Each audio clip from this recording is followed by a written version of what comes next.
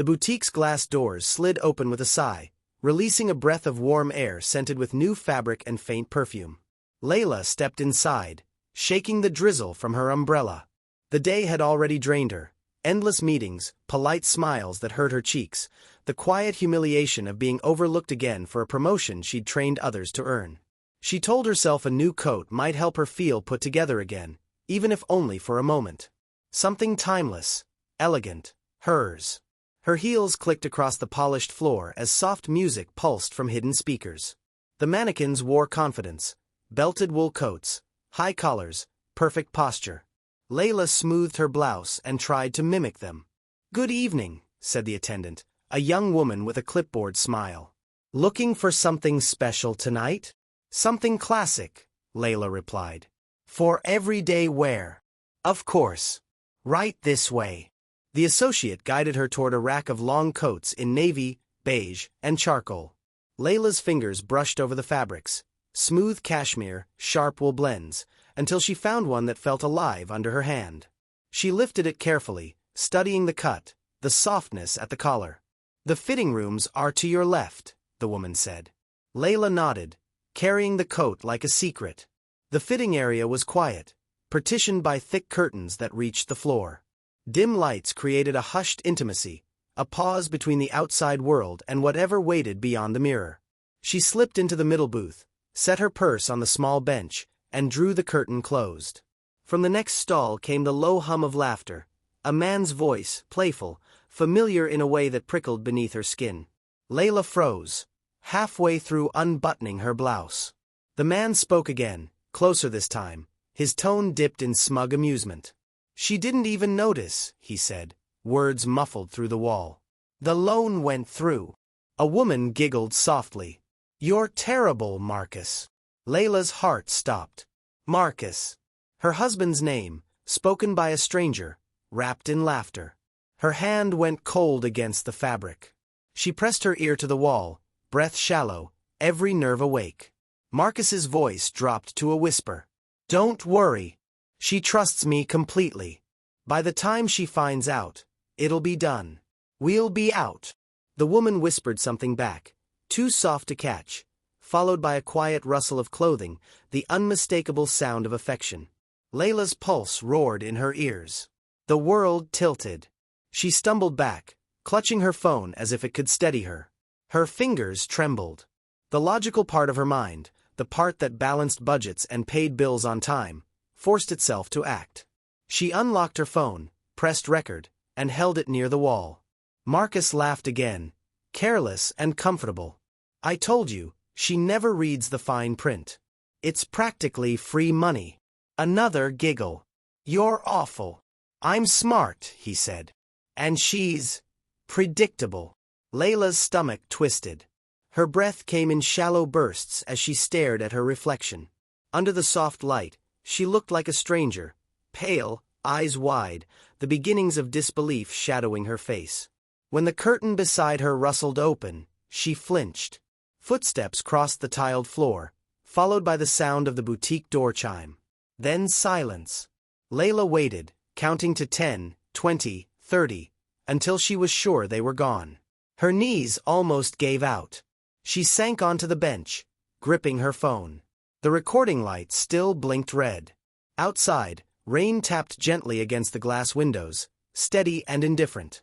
Inside, Layla sat motionless, her world narrowing to the faint echo of her husband's voice.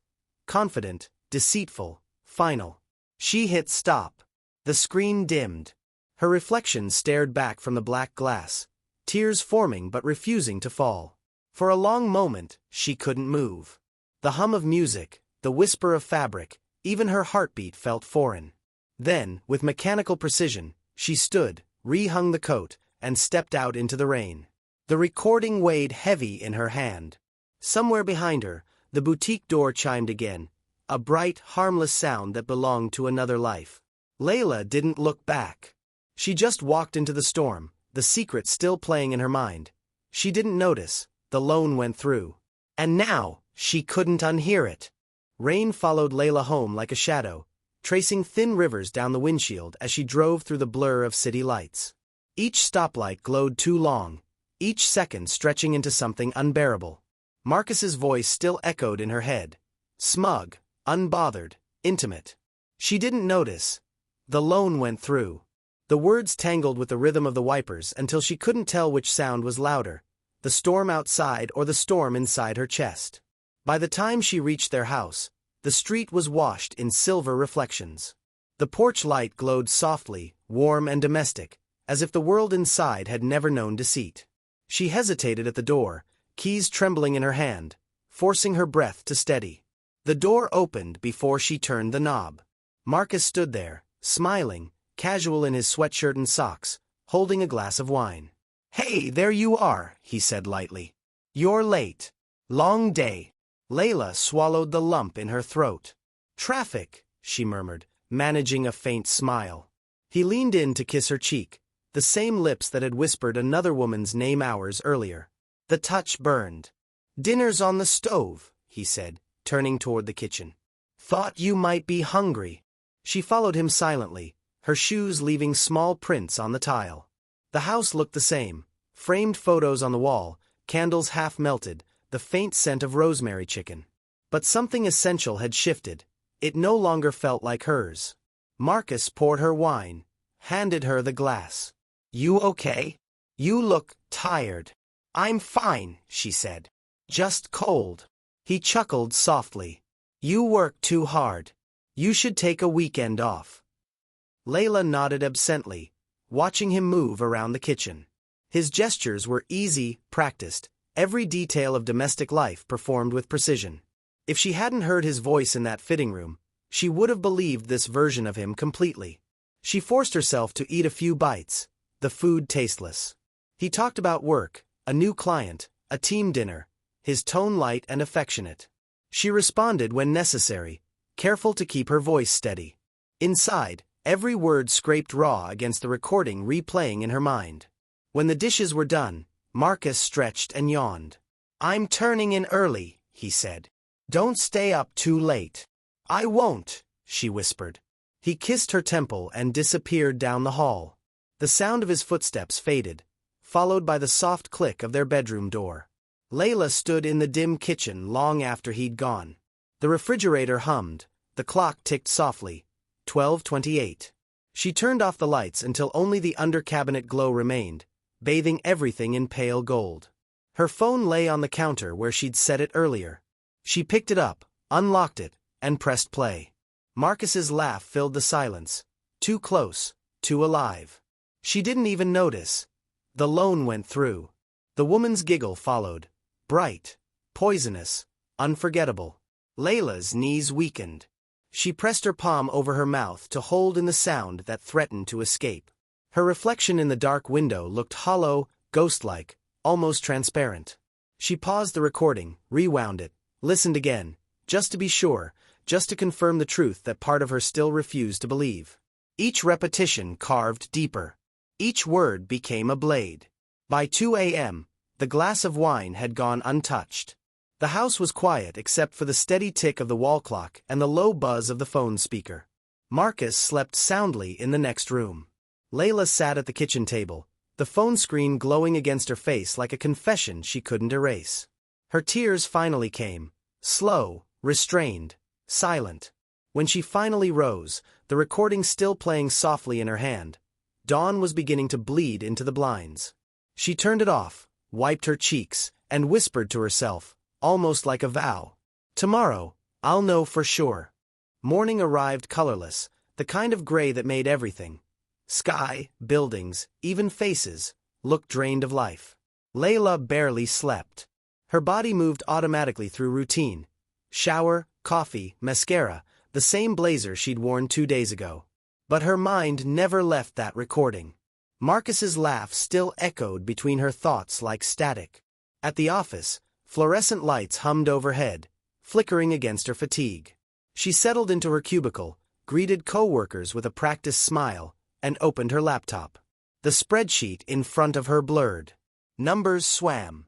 She blinked them into focus, then opened a new browser tab, her bank's login page. Her fingers hesitated over the keyboard. Checking the account felt like pressing on a bruise. Still, she typed the password. When the dashboard loaded, her breath caught. The balance was lower than it should have been. Thousands gone. A cold, prickling numbness spread through her chest. She scrolled through the statements, line after line of transactions she didn't recognize. Electronic transfers, new payees, withdrawals marked loan repayment. Layla stared, disbelieving. A loan. In her name. She clicked the loan tab.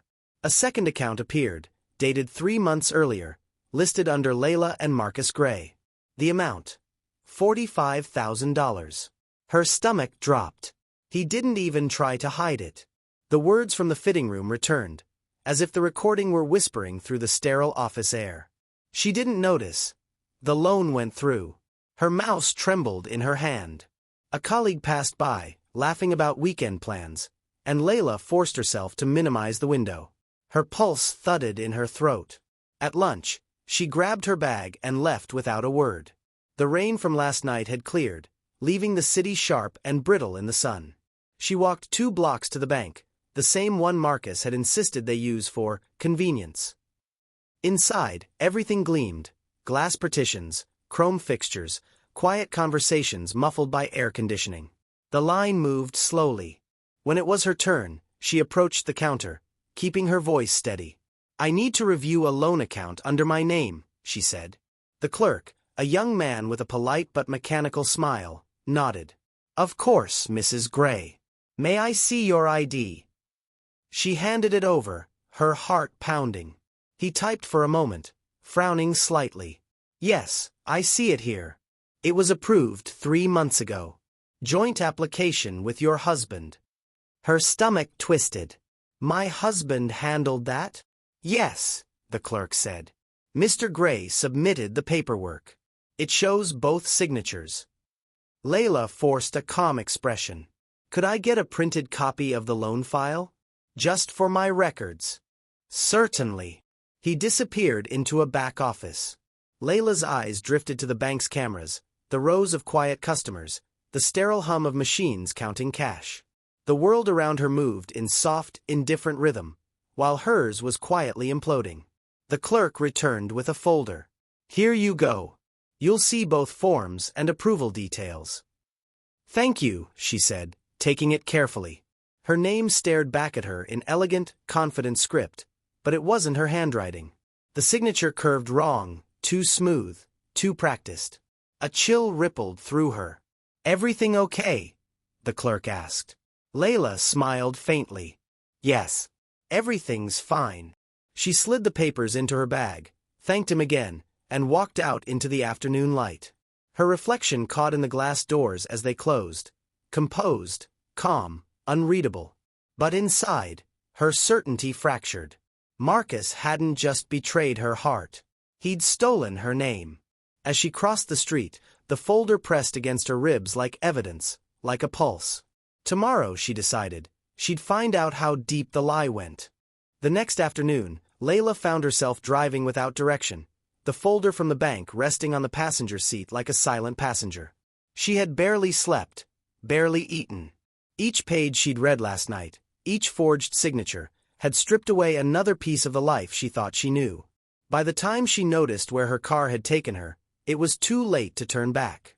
The boutique stood before her again, the same place where her world had split open. Its glass facade gleamed under the afternoon sun, polished and perfect. Layla hesitated, her hand frozen on the door handle, wondering what she hoped to find inside. The bell above the door chimed softly as she stepped in. Everything looked the same: elegant displays, perfumed air, soft jazz humming through hidden speakers. But this time, it felt colder, staged. She forced herself to smile at the sales associate and began browsing the racks, pretending to be just another customer.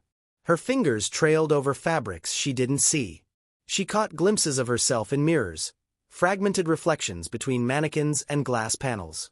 Each one showed a version of her she barely recognized: polished, polite, hollow-eyed. Then she froze. At the far end of the boutique, near the same fitting rooms, stood a woman, tall, graceful, with chestnut hair cascading over a cream coat. Her posture was casual, confident. When she turned slightly, the light caught her profile, and Layla's stomach clenched. "Tiana." She didn't need to hear her voice to know. Every movement matched the laughter from that recording, the woman who'd giggled beside Marcus. Tiana spoke quietly to the same young attendant who'd helped Layla days earlier. Her smile was easy, familiar. She gestured toward a display, her tone soft but sure, like someone accustomed to being listened to. Layla felt the world narrow. A pulse beat in her ears. She took a slow breath and moved closer, pretending to inspect a nearby coat. Her reflection wavered in the mirror beside them, Layla on one side, Tiana on the other, two women framed by glass and silence. For a brief, suspended moment, Tiana's gaze lifted, and met hers. Their eyes locked through the mirror. Tiana's smile faltered, just slightly, a flicker of recognition or guilt passing through her calm expression. Layla didn't flinch, didn't look away. She simply stared, her face unreadable. The world around them continued as if nothing had happened. Hangers sliding, voices murmuring, the hum of soft jazz. But in that quiet reflection, a truth passed between them without a single word. Tiana looked away first. She adjusted the collar of her coat and walked toward the fitting rooms, her perfume trailing like a challenge. Layla remained still, gripping the edge of the display until her knuckles whitened. Rage moved beneath her calm exterior. Not loud, not wild, but precise. Cold. When she finally turned back toward the mirror, her reflection stared at her again, but something had shifted. The woman looking back no longer seemed fragile. She looked haunted, yes, but awake. Layla smoothed her coat, forced her voice steady, and whispered to her reflection, "You see her now. Remember her." Then she walked out, the bell chiming softly behind her. The folder still waited in her car. Tomorrow she would open it again, not to doubt but to plan. The house smelled of lemon cleaner and deception. Layla had spent the entire day rehearsing what to say, how to say it, when to breathe, when to pause. But when she heard Marcus's key turn in the lock, her thoughts scattered like shards of glass. He entered humming, the picture of ease, loosening his tie as he dropped his briefcase by the couch. "Hey," he said, flashing that same practiced smile. "You're home early." Layla stood by the kitchen island, the folder from the bank open like an accusation between them. "We need to talk." Marcus's smile faltered, just slightly. "Sure. What's wrong?" Her voice was quieter than she meant it to be. "The loan, Marcus. The one in my name." He blinked, then laughed. Soft, patronizing. "What loan?" Layla slid the printed documents across the counter. "This one. $45,000. My signature. Only it isn't mine." He looked down, his expression unreadable. Then he gave a small, incredulous shake of his head. "Layla, I think you've made a mistake. Maybe the bank clerk mixed something up. You know how these systems are. I saw your signature next to mine." He sighed, a sound filled with irritation disguised as patience. "Honey, you're exhausted. You've been overworked for weeks. Maybe you clicked something online and forgot. We set up automatic payments, remember?" Layla's fingers tightened around the edge of the counter. "I didn't forget. You forged my name." Marcus's eyes darkened. "Careful," he said quietly. "That's a serious accusation." She felt her heart hammering against her ribs. She reached for her phone on the counter, pretending to silence a notification, and pressed record. "I heard you," she whispered. "At the boutique. You said I didn't notice. That the loan went through." Marcus froze. His face, once open and kind, hardened into something unfamiliar. For a moment, he said nothing. Then he laughed again, colder this time. "You followed me?" "I didn't have to," she said. "You were there." His jaw tightened. "Layla, you're really losing it. Do you hear yourself? You're building conspiracies in your head. What's next? I'm having an affair." The words sliced, but she held her expression steady. "Are you?" He stepped closer, invading her space, his voice low and deliberate. "I love you. You know that. But this paranoia. It's dangerous. You're starting to sound unwell. Gaslight. Soft, practiced, cruel." Layla's throat burned.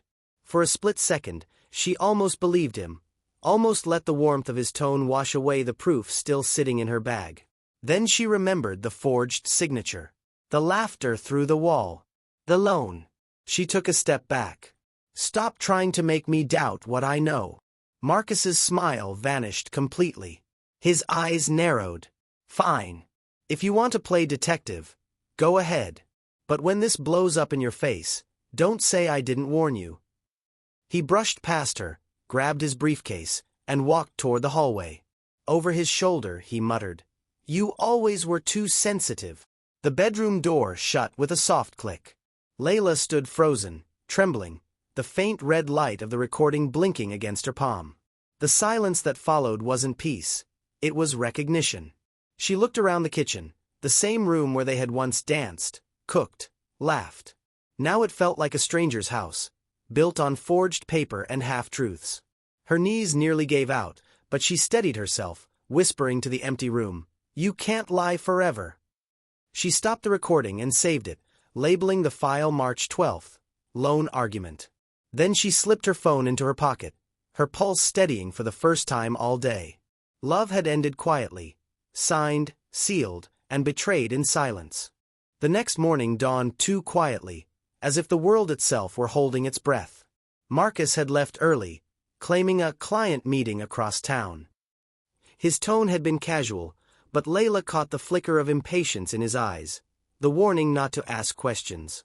The door shut, his car started, and for the first time in weeks, the house fell completely still. Layla stood at the window, coffee cooling in her hands, watching his taillights disappear down the street.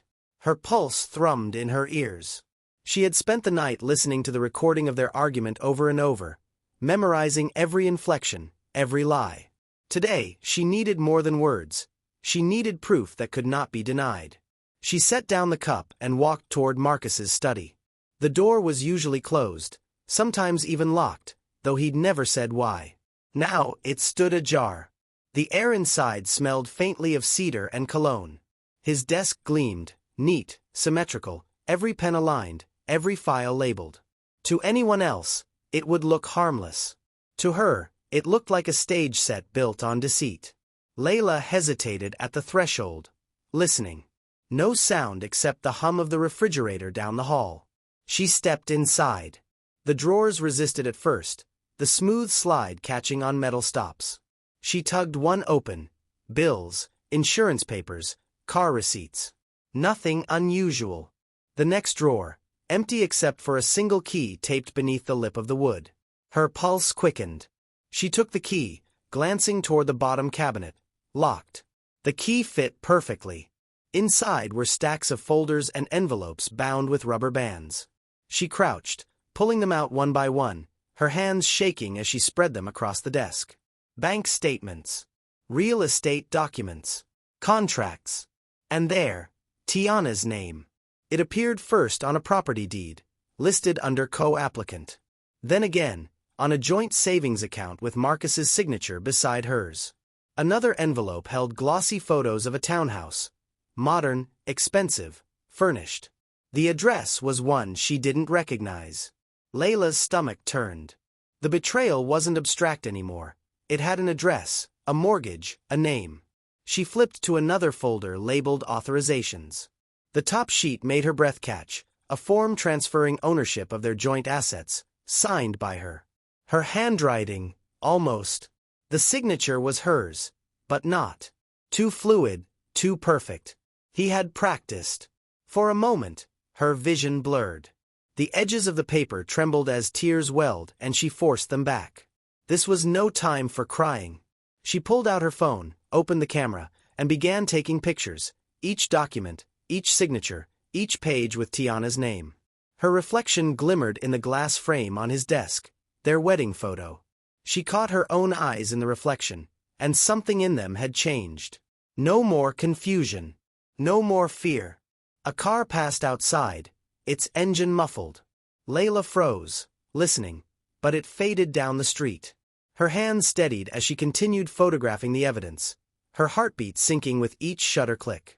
When she finished, she carefully returned everything to its place. The lock clicked softly shut, the key sliding back beneath the drawer lip as if nothing had ever happened. She lingered for one last look around the study. The books, the framed certificates, the illusion of a successful man. Then she whispered to the empty room, her voice calm and certain. "Now I have proof." She turned off the light, stepped into the hallway, and closed the door behind her. Outside, the afternoon sun spilled through the windows, catching the dust in slow motion. Layla felt the weight of her phone in her pocket, each photo like a secret heartbeat against her leg. Tomorrow, she decided, someone else would see what he'd hidden. The next morning, Layla sat in the waiting area of the police precinct, her phone clutched tightly in both hands. The fluorescent lights buzzed overhead, washing everything in pale yellow. A half-empty coffee cup sat beside her on the bench, forgotten. She had barely slept, but her mind was painfully sharp, every detail, every word from Marcus echoing in her thoughts like a pulse she couldn't quiet. The receptionist finally called her name. "Mrs. Gray. Detective Harris will see you now." Layla rose, smoothing her coat, and followed down a long corridor that smelled faintly of paper, coffee, and disinfectant. The detective's office was small but orderly. Case files stacked neatly on one side, a single framed photo of a teenage boy on the other. Behind the desk sat Detective Harris, mid-40s, composed, with sharp eyes that missed nothing. He gestured toward the chair opposite him. "Please, have a seat." Layla sat. Her hands trembled as she passed him the folder of documents, her phone, and the printed transcripts of the recordings. "I think my husband committed fraud in my name," she said, her voice quiet but firm. Harris leaned back slightly, studying her rather than the papers. "Fraud cases involving spouses are complicated," he said. "You share accounts, signatures, assets. It's easy for the defense to argue consent." "I didn't consent," Layla replied quickly. "I didn't even know. He forged everything." He nodded slowly and began to flip through the files. The soft shuffle of paper filled the silence. "This is thorough," he said after a moment. "Bank documents, recordings, even timestamps. You've done your homework." Layla clasped her hands together. "I just want him held accountable. He's been lying for months. Maybe years." Harris set the papers down and looked at her, not unkindly, but with the steady patience of someone who had seen hundreds of similar stories. "Mrs. Gray, I believe you. But cases like this rarely move fast. He hasn't taken all the money yet, has he?" "Not yet." "Then that's your advantage." He leaned forward slightly. "You need to keep him calm. Don't confront him again. Let him think you still trust him. The moment he senses you're building a case, he'll cover his tracks, or worse." Layla's chest tightened. "You're asking me to keep living with him?" "For now," Harris said gently. "If you want evidence that holds, we need him to keep making mistakes. Let him feel safe." She looked down at her hands. The gold wedding band caught the light. Dull, meaningless now. "And if he finds out?" Harris hesitated, then said, "Then call me immediately." He slid a card across the desk. "This has my direct line. I'll start pulling his financials discreetly. In the meantime, document everything. Dates, transactions, conversations, no matter how small." Layla took the card, tracing the embossed letters with her thumb. "Detective James Harris, Financial Crimes Division." "Thank you," she said softly. He nodded. "Justice moves slow, Mrs. Gray. But it moves." Outside, the air felt colder, thinner. She tucked the card into her coat pocket and walked toward her car, each step measured, deliberate. For the first time, she wasn't just surviving, she was planning. By Thursday morning, the storm Layla had been waiting for arrived. Not in thunder or rain, but through the soft glow of her phone. The first notification came from a coworker. "Did you see this?" It read, followed by a link. She tapped it absent-mindedly, expecting another mundane post. What filled her screen instead was a photograph. Marcus, half out of frame, smiling at a restaurant table. The woman beside him leaned in close, her hand resting near his. And on her wrist, unmistakable, was Layla's bracelet. The silver bangle with the tiny diamond clasp. The one Marcus had given her for their 5th anniversary, claiming it was a promise that some things never fade. Her hand trembled as she zoomed in. The detail was perfect, damning. The caption below read, "Dinner with my favorite person. Tiana." Layla's stomach turned to ice. She scrolled through the comments. Hearts, compliments, emojis. People from Marcus's circle liked and shared it. It spread through their mutual friends like wildfire. By noon, whispers filled the office. Conversations halted when she passed. She caught the sideways glances, the pitying looks from colleagues who avoided saying her name. She didn't speak. She didn't need to. The internet had already done it for her. At home that evening, Marcus paced the living room, phone pressed to his ear. "It's just a picture," he hissed to someone. "Delete it. Now." His face flushed, his voice low but urgent. Layla sat quietly at the dining table, pretending to read a magazine. The hum of his panic was almost soothing, a song she'd waited months to hear. When he hung up, he noticed her watching. "There's been a misunderstanding," he said quickly. "She's just a client. Someone from a project last year." Layla tilted her head. "Wearing my bracelet?" Marcus blinked, his confidence flickering. I let her borrow it for a photo shoot. You know how marketing is. It's nothing." She smiled faintly. "Of course." He studied her face, searching for accusation and finding none. That unsettled him more than anger ever could. "You believe me, right?" "Of course I do," she said again, her tone smooth as glass. He hesitated, nodded once, and retreated to his office, muttering under his breath. The door closed with a soft click. Layla stared at the blank television screen across from her. For the first time, she didn't feel powerless.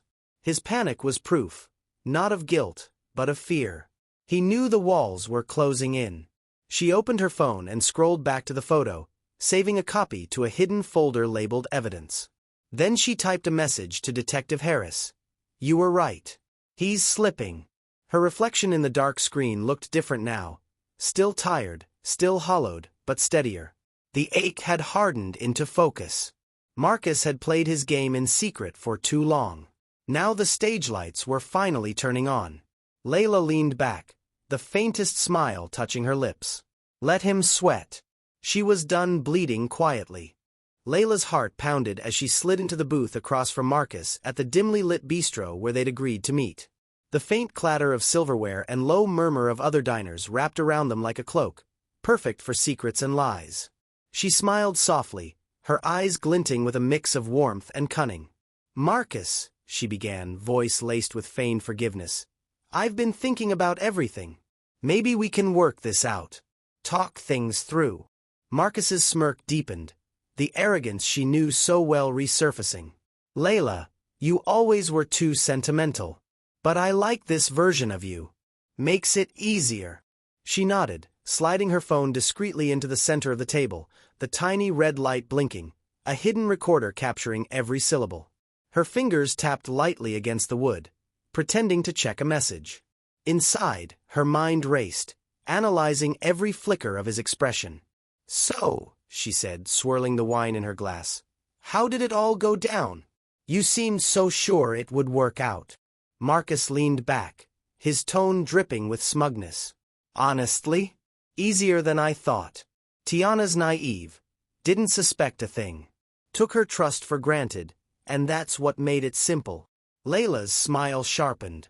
"You always were good at reading people, weren't you?" He shrugged, oblivious to the trap closing around him. "It's all about confidence. Make them believe you're on their side, and they'll never see the real plan." She raised an eyebrow. "So, no regrets?" "None." His gaze darkened. This was business. Nothing personal.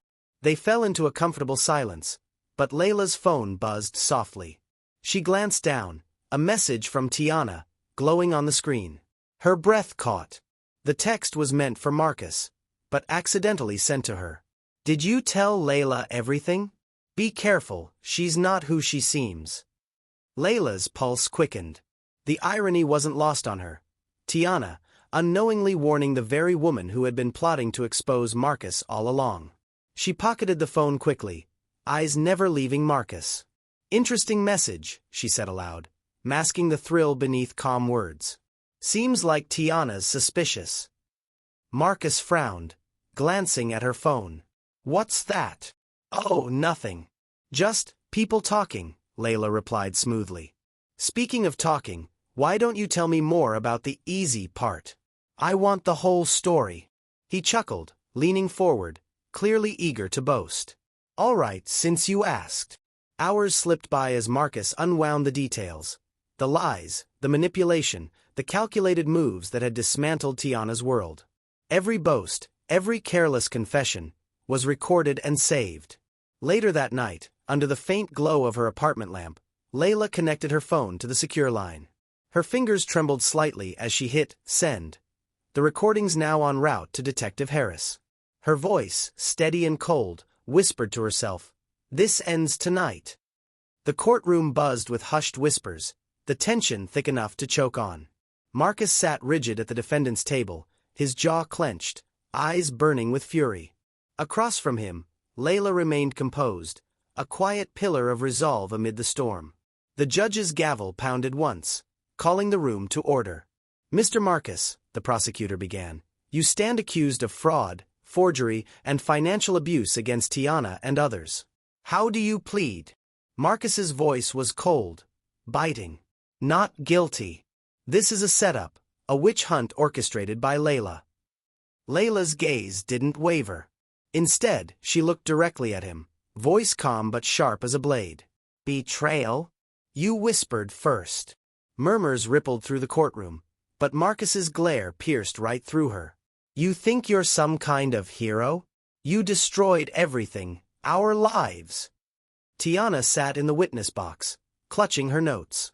Her eyes flickered nervously toward Layla, then back at Marcus. I just want the truth to come out," she stammered.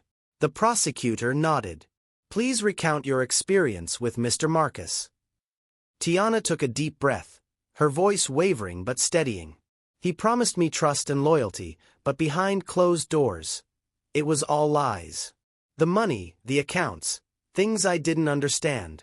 He controlled everything." Marcus sneered. "Lies. All lies." The prosecutor then called for a critical piece of evidence. A clerk approached and inserted a USB drive into the courtroom's media system.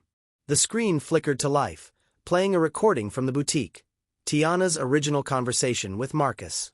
The room fell silent, the atmosphere thickening with each word on the playback. Marcus's voice was unmistakable, smug and self-assured, confessing to manipulating and forging documents, laughing about how easy it was to fool everyone. Tiana's face drained of color. "That's not what I said," she cried, voice cracking under the weight of exposure. Layla's eyes glistened with a mix of relief and sorrow. She whispered softly, almost to herself, "You whispered first." Marcus's rage erupted, slamming his fist against the table. "You set me up. This is betrayal on a scale you can't imagine." The judge raised a hand, commanding silence. "Order in the court. Mr. Marcus, you will have your chance to respond, but now the evidence speaks volumes." The prosecutor leaned forward. "Your Honor, with this recording, the charges are undeniable. We request that Marcus be held on all counts pending further proceedings." Marcus's face twisted in fury, but the strength of the evidence was overwhelming. Whispers turned to murmurs of vindication around the courtroom. Layla sat back, her expression serene but tinged with grief. This battle was far from over, but justice had taken its first, crucial step. As the judge adjourned the session, Layla caught Tiana's eye, who looked torn between shame and hope. Marcus was led away in handcuffs, his glare still burning holes into Layla's back. Outside the courtroom, Layla's breath caught. She reached into her coat pocket and touched the small recorder, proof of every word. Quietly, she murmured, "You whispered first." The shadows of deceit were unraveling, but a darker truth still lurked in the closet, waiting to emerge. Months had slipped by since the courtroom drama that had shattered Marcus's carefully constructed empire. Layla found herself walking down familiar streets, the city's rhythm both foreign and oddly comforting. The autumn air was crisp, carrying the faint scent of fallen leaves and distant rain. Her steps slowed as she passed the boutique, the same one where so much had begun and, in many ways, ended. The storefront window gleamed under the soft afternoon light, displaying the navy coat she had once tried on in a different life. She paused, staring at the reflection staring back.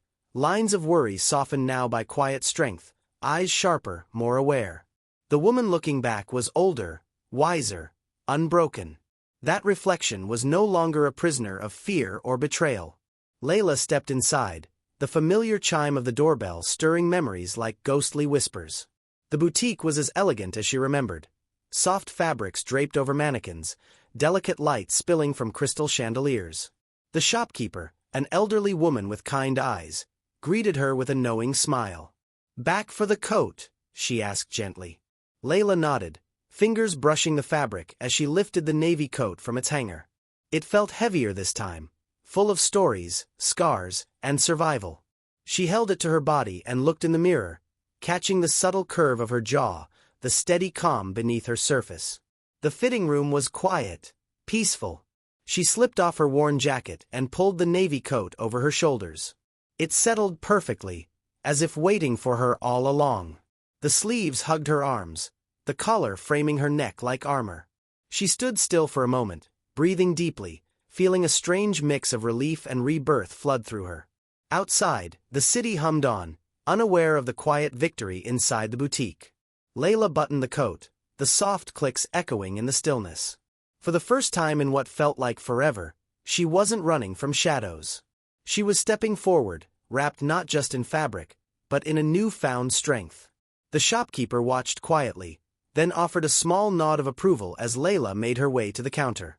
The transaction was simple, but for Layla, it was more than just a purchase. It was a symbol, an ending and a beginning woven together like the threads in the coat's lining. Walking out into the cool air again, the weight of the past felt lighter, the burden eased. The city's noises filled her ears, but inside, a stillness bloomed, a calm she hadn't known she could claim. As she passed the boutique window once more, her reflection caught her eye again. This time, there was no pain, no fear, just quiet resilience. Layla touched the coat's collar, whispering to herself, "The fitting room was silent this time, and so was I." With that, she turned her face to the wind and walked on, ready to write the next chapter of her life, one not defined by deceit or betrayal, but by courage and hope.